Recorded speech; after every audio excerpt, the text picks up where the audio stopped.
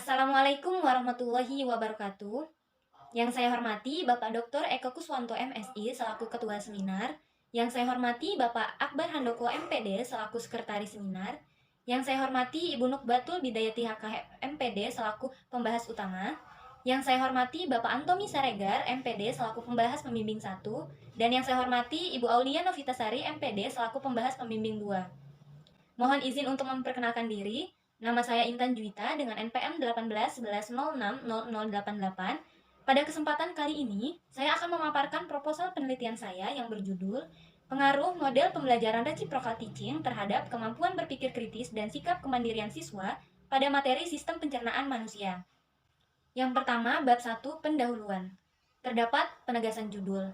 Ada pengaruh, model pembelajaran, reciprocal teaching, kemampuan berpikir kritis, sikap kemandirian siswa, materi sistem pencernaan manusia. Selanjutnya, latar belakang.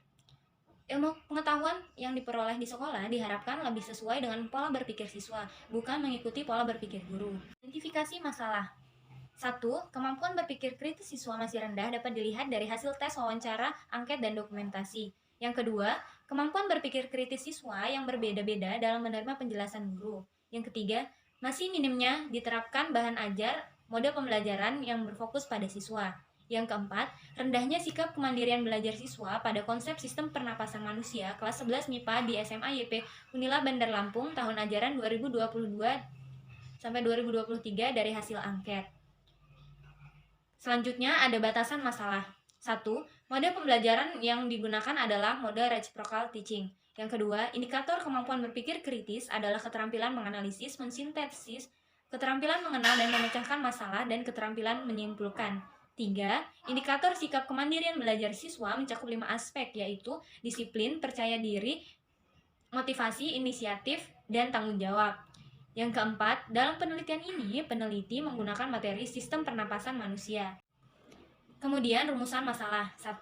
Apakah ada pengaruh penggunaan model pembelajaran reciprocal teaching terhadap kemampuan berpikir kritis siswa pada materi sistem pernapasan manusia? Yang kedua, apakah ada pengaruh penggunaan model pembelajaran reciprocal teaching terhadap sikap kemandirian belajar siswa pada materi sistem pencernaan manusia? Yang ketiga, apakah ada pengaruh penggunaan model pembelajaran reciprocal teaching terhadap kemampuan berpikir kritis dan sikap kemandirian siswa pada materi sistem pencernaan manusia? Kemudian ada tujuan penelitian.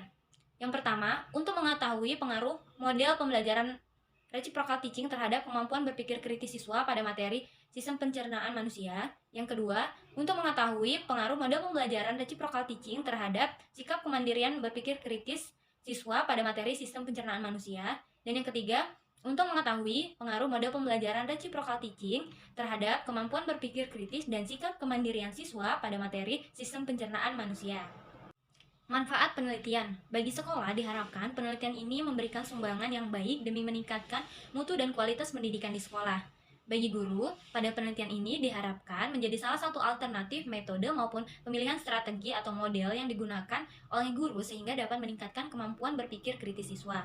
Bagi siswa diharapkan dapat meningkatkan kemampuan berpikir kritis dan sikap kemandirian siswa pada materi sistem pencernaan manusia di SMA YP Unila Bandar Lampung. Kemudian bagi peneliti lain, dari penelitian ini diharapkan untuk peneliti selanjutnya agar peneliti benar-benar memahami konsep model pembelajaran reciprocal teaching sehingga dapat dilakukan penelitian dengan maksimal dan mendapatkan hasil yang lebih baik lagi.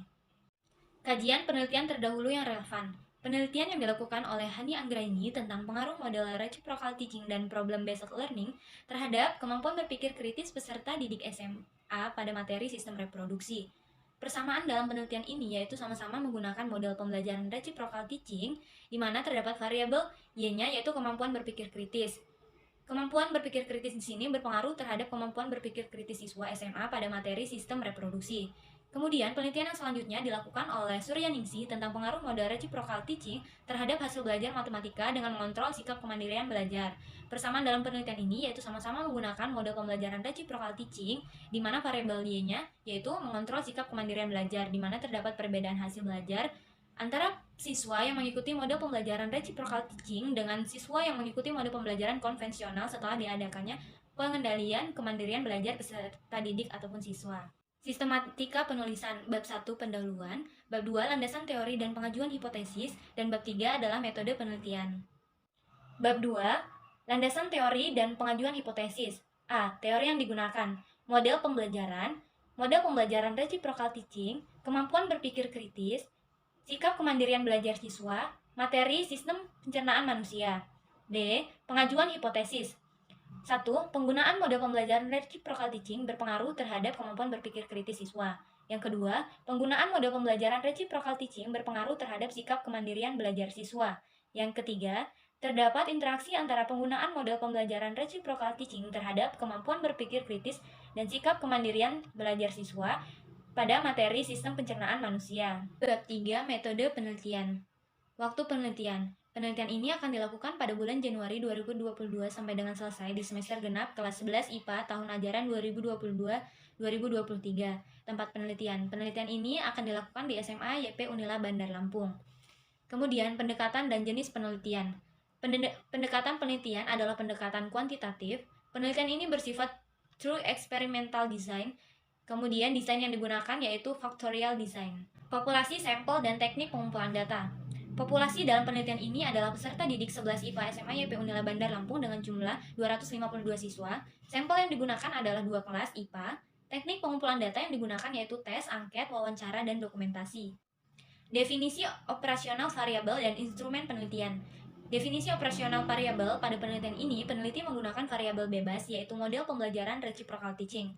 Pada penelitian ini, kemampuan berpikir kritis dan sikap kemandirian belajar siswa adalah variabel terikatnya. Kemudian, instrumen penelitian. Pada penelitian ini, menggunakan instrumen berupa angket, tes, wawancara, dan dokumentasi. Uji validitas dan reliabilitas data.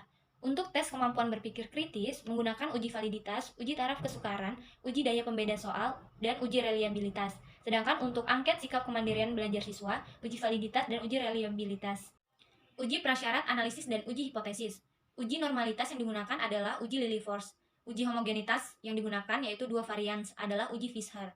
Kemudian uji hipotesis yang digunakan itu ada uji T independen dan uji koefisien determinasi.